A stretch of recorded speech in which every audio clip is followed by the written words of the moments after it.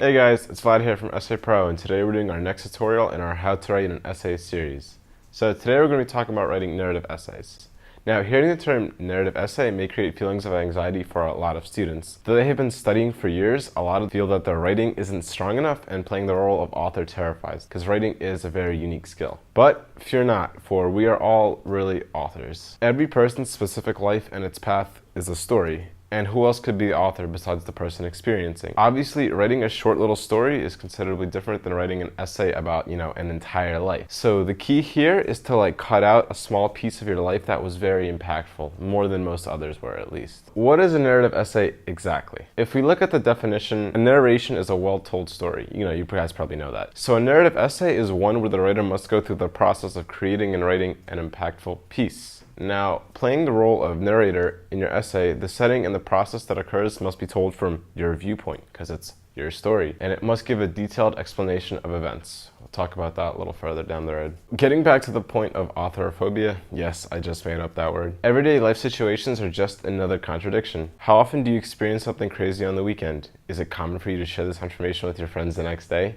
If you answered yes to both of these questions, well then, my friend, you are a narrator in disguise. The tricky thing about narrative essays is that you are usually limited in the amount of content you can actually provide. Ideally, a well-written narrative essay is one that takes a really complex story and crunches it down into a limited number of words while always remaining relevant to the purpose. At the same time, keeping the attention span of the audience is also super important because you don't want them reading your essay halfway through and then just being turned off by it. That's just not fun. So some common ideas and topics for narrative essays could be things like a thrilling moment at some sort of event, like a moment of an adrenaline rush at some kind of event. The transition from your first to your last day at a certain job, that whole cycle. The relationship cycle, oh man, good times. A discovery that changed your life, or a rebellious act that you were the leader of. So these are just some common examples that students tend to write essays about. However, based on your personal life experiences, whichever moments you ponder upon from the past a lot are usually the ones that hold within a great story. So let's talk about the outline of the narrative essay. So the narrative essay should be written in the standard essay style, right? We have our intro, our body, and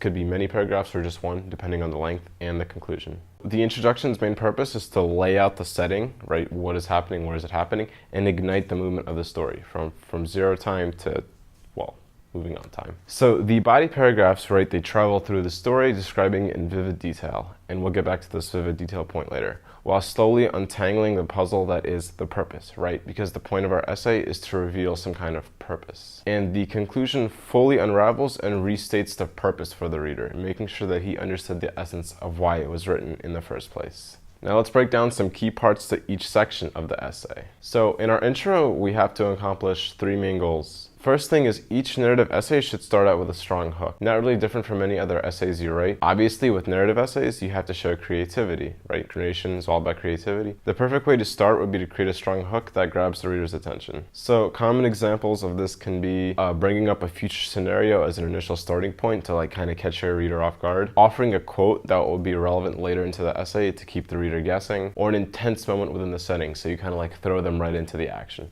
Those are just 3 examples, but you can do whatever you want, just as long as it's interesting. Now, the second objective is to set the scene for the reader. Lots of times as authors, we want to, throw a reader into a chaotic scene. And that's definitely exciting. However, it doesn't hurt to give them a life jacket so they don't sink in the confusion. Don't just throw them into a scene where they have no idea what's going on, because that's definitely not a good starting point. Allow the reader to get an idea of what's going on, right? After reading this section, most of their confusion should have faded. If not, then you should probably edit this part a little bit. Third objective, we gotta define our purpose. Without giving away too much information, give insight into what the essay is really all about, right? We write this essay for a specific purpose. For example, if you were trying to explain how you learned some sort of valuable life lesson, then briefly introduce how the current setting brought about, this moment of clarity. Now, the body paragraphs must accomplish 4 main goals. Vivid details put the art in artists. The narrative essay is all about creating a scene as well as a mood to follow, right? So we have our scene and our mood. The best writers in the world spend hours and are meticulous when it comes to detail. Think about people like George Orwell and Ernest Hemingway. Don't spam your sentences with literary symbols, but as long as each sentence serves a specific purpose, then you're good to go.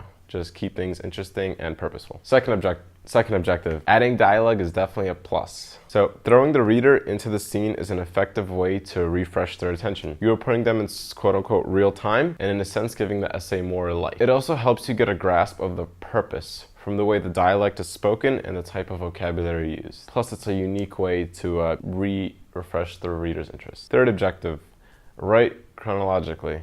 Besides the hook sentence, the essay should be written in chronological order. It's hard for a reader to make inferences about the time scale unless the author is pretty blunt about it. Keeping things chronological is the most reliable way to keep your essay organized. Fourth, avoid narration deviation. So let me explain what I mean by this. The simplest way to write most essays would be to stay true in voice and tense. If you're talking about a story that happened in your life, then first person voice would be suiting. Obviously, if this is a story you've heard from a friend or some kind of historic tale, then third person would make sense. Just make sure it fits accordingly. Now, when it comes to choosing tense, there's a lot more maneuverability. Logically, it would make sense to tell the story in past tense, as most likely the story isn't happening at exactly this moment, which would be pretty damn crazy. Sometimes writing in either present or future tense may sound kind of strange, but if done properly can be really creative and cool. When all said and done, the conclusion, our last thing, has just one main task, and that is to restate the purpose. So the purpose of the narrative essay is to leave something better than how it was found, just like with anything in life, really. And the conclusion explains exactly what condition it was transformed into, from where it started to where it ended. So that's the general outline of how to write a narrative essay. Now just to give you guys a couple more general tips and we'll be finished. Writing a narrative essay should be a genuinely positive experience. I know you guys probably don't enjoy writing essays, but this one you actually should enjoy. You aren't restricted to some kind of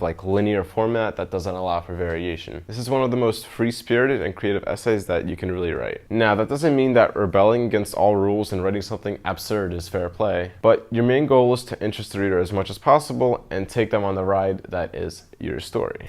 The story should be meaningful enough that the readers take something away from it after reading those final few words. For one last tip, if you are still struggling in deciding what to write about, think of it as an overall transformation, kind of like a phoenix rising from its ashes. You went from one stage to another, and this is the process that brought about this change. Anyway guys, that's the general tutorial on how to write a narrative essay. If you guys did enjoy this video, feel free to like, comment, share, subscribe, all that good stuff. We really appreciate it. Constructive criticism, leave it in the comments. It'd be awesome. Anyways guys, thanks for checking out our video. See you on the next one. I'm out. Bye.